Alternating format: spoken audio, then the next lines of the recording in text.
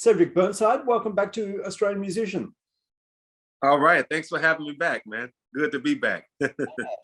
You're about to tour Australia again for the fourth time, I think. Yeah. What are your previous memories of Australian tours? Well, I have to say, man, Australia is one of my most favorite countries. Love to visit, and I love to come over there and play my music. The people always show me love. I always see people singing word for word, and start to finish of songs. It's just beautiful to see people that love it so much and enjoy it so much. I enjoy coming over and playing it, and I'm looking forward to coming back, man.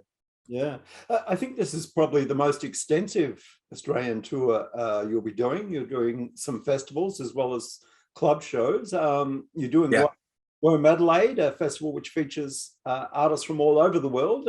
What have you heard about Womadelaide?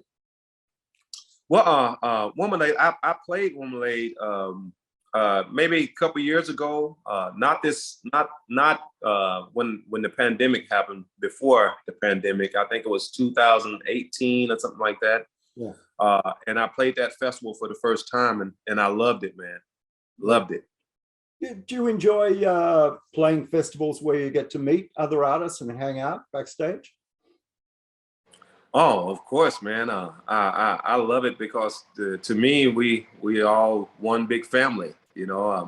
We taking our music around, for people who love it, and I think the world would be in a really, really, really bad spot if it wasn't for music.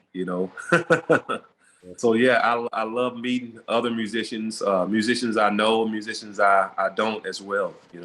Yeah. What's the last couple of years been like for you? How have you coped with the pandemic? Have you been able to play much? I've been very fortunate. I started playing early in this year. It started to get really busy for me. I started hitting the road.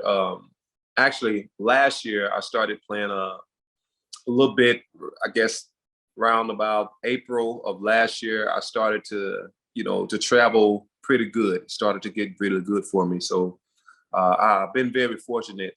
I am aware that, there are great musicians out there that, still hadn't, hit the road really good yet, so I'm very fortunate for that. And I was able to, do a few things during the pandemic that really, helped me out, and some things I really wanted to do. I got my hunting and fishing license.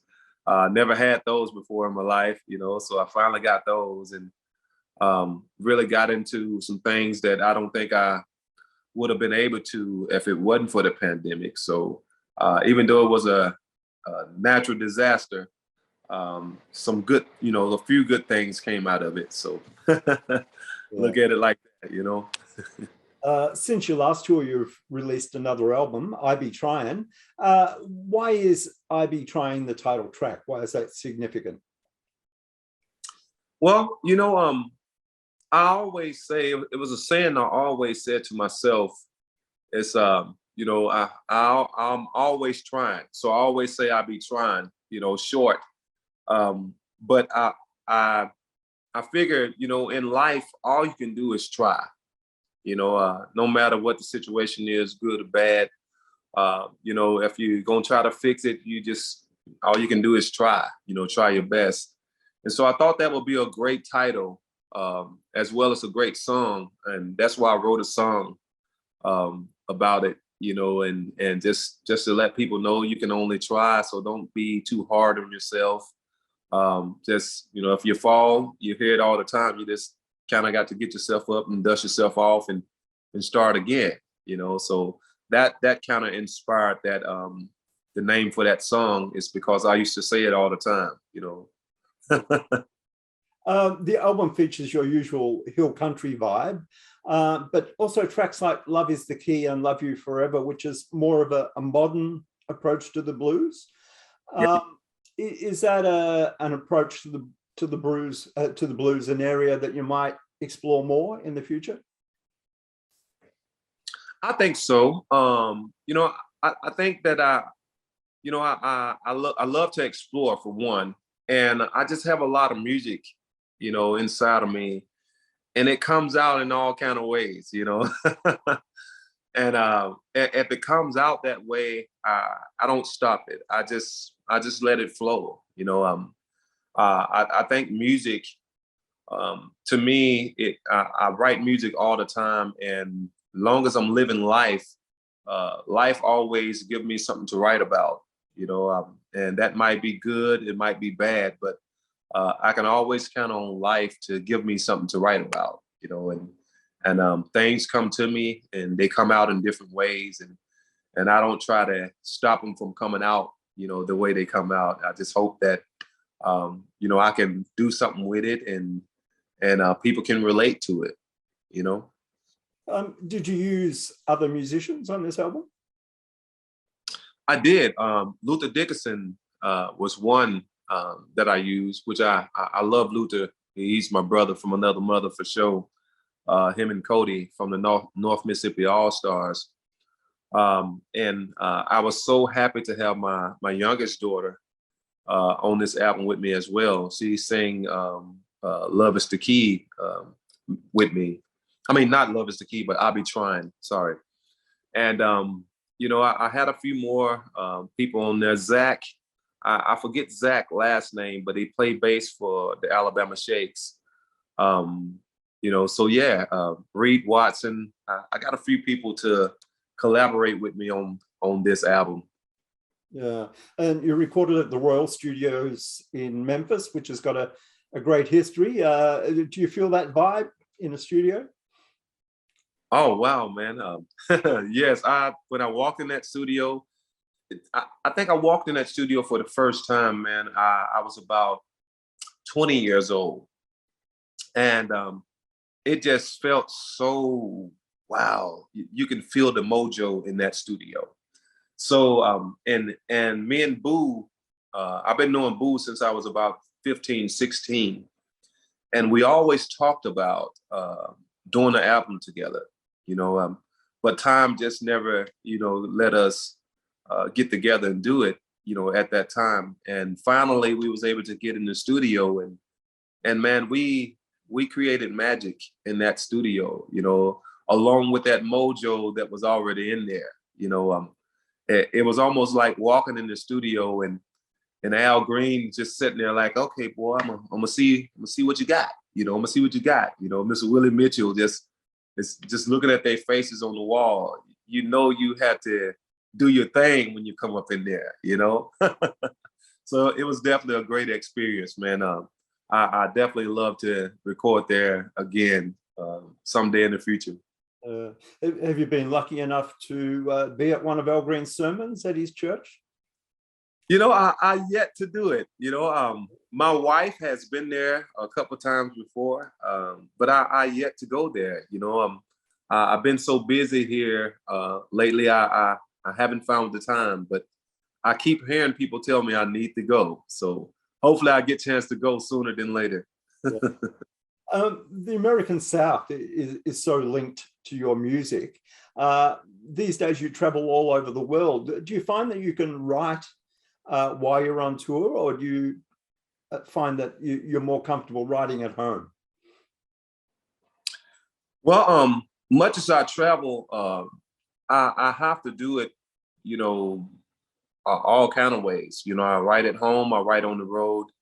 Of course, I'm more comfortable long as I'm by myself.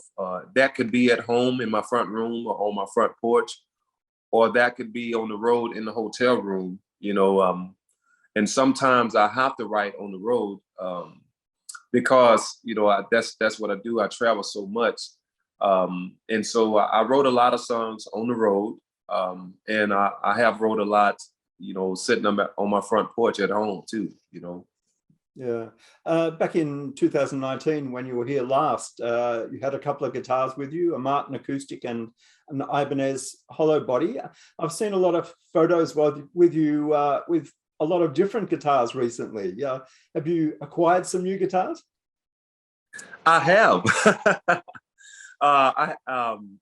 A friend of mine's, I met him through a mutual friend, Mr. Mike Harrison. He made me a guitar out of this nice mahogany wood, and he based it on Les Paul style. He asked me how I like it. I told him I like for my neck to be kind of thick, almost like acoustic. It just feels better in my hand. So he made that guitar for me. It plays awesome.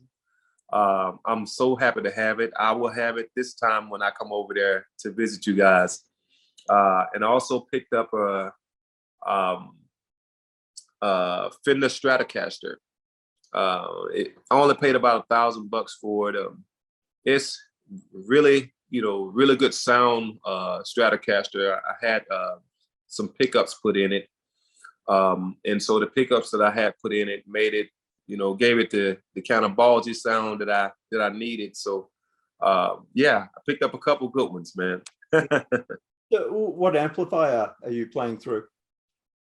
Well, right now I got a Fender Twin, and I love it. It's actually got about 200 watts that is kicking out, and I also play an Ampeg bass also, and so I run my sound through both amps at the same time, the lead amp and the bass amp, with a AB box to split them.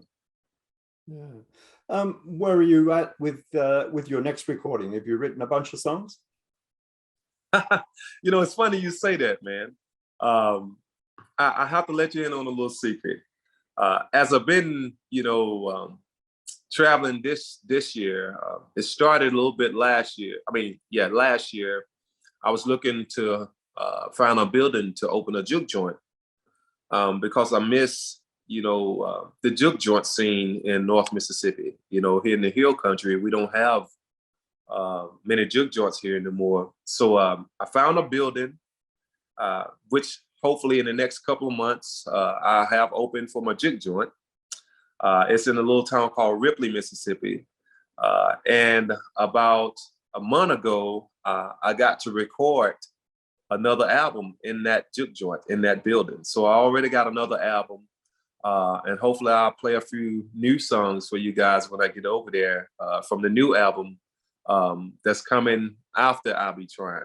That sounds great. Since we last spoke, you also had another role in a movie, Story of Texas Red. Yes. This time, I think you had a lead role rather than a bit part. How did you find that experience? So I have to say, it was a beautiful experience. I never got to do a lead role in a movie before, so I really enjoyed that. I'm looking forward to more, movie opportunities. I got out there. It was a bunch of hard work. I realized that an actor, man, you have to be in shape to be an actor. So that was a really, really cool experience. Getting up. I happened to be up all night long to do a set. They'll call me in at 10 o'clock at night, and I would have to stay on set until about 5 o'clock in the morning because of the lighting that they need at all times of the night. And so it was really, really, crazy experience, but beautiful at the same time because I got to be a part of history. The movie was based on a true story. Something that I love to do, and also something I didn't know about. Texas Red, I had never heard of him before. Didn't know he was from Mississippi, and so as I kind of read up on the story and got more information, it just made me want to do it even more. To represent that history and to represent the guy because he was from Mississippi, which is where I'm from. So I'm looking forward to acting more in the future, hopefully. Yeah. You're getting these great film parts. You travel the world. I imagine you have good management. I'm wondering if your grandfather, R.L. Burnside, did he ever give you advice about management? To be honest with you, man, I never talked to my big dad about management. You know, I don't think he had management. He had really good booking.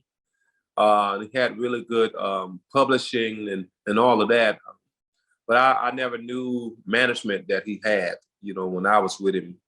But I have to say, I wasn't used to having management myself until about 3 or 4 years ago, you know, and now that I'm able to have management, I have to say it's a hell of a lot easier for the musician, at least for me, you know. So I get to kind of focus more on what I need to focus on, and that's music, you know. So it's a good thing to have a management. Of course, it's good to have good management. Yeah. You mentioned that you're into fishing and hunting. Are you into sports as well? Did you watch the Super Bowl the other day? I did not. Yeah, and I'm not really into sports that much. I would say hardly any. I couldn't tell you a favorite football player of mine. I couldn't tell you a favorite game. You know, I don't really. I'm not really a sports guy. I got uncles and cousins and stuff that love it, but I've never been a real big sports guy myself. You know. What are you most proud of in your music career? Well, I am proud to be a part of the Burnside family, you know, for one. And I'm proud to have, you know, a head on my shoulders that tells me to not quit, you know, don't stop. I know that there's a lot of musicians out there that, you know, when times get hard, you know, they tend to just let it go, you know, and I say that because it happens a lot in my family. But I'm glad that you know, the good Lord put a head on my shoulder to keep pushing, you know, to keep doing my music, and to just, you know, not be afraid to bring out what's in me, you know, no matter what the people think about it. Some might like it, some might not, but whatever the case may be, I love to write music, and the good Lord let me put it out there, you know. So I'm proud to be able to do that. I'm also proud to keep the Hill Country Blues going, you know, not because you know, my big daddy was a Hill Country Blues legend, or I come from a you know, great part of the music. It's because I love it myself. This music is a part of me. You know, I feel like I am Hill Country Blues, and I have to thank my big daddy for you know, just opening the door for the Burnside family. And I say this all the time, you know, just thanking him for opening the door for the Burnside family, as well as a lot of more great musicians out there that love Hill Country Blues, you know, and that makes me proud, you know. Well, Cedric, it's been great to catch up again, and we look forward to seeing you back in Australia soon. All right, man. Can't wait to see you guys.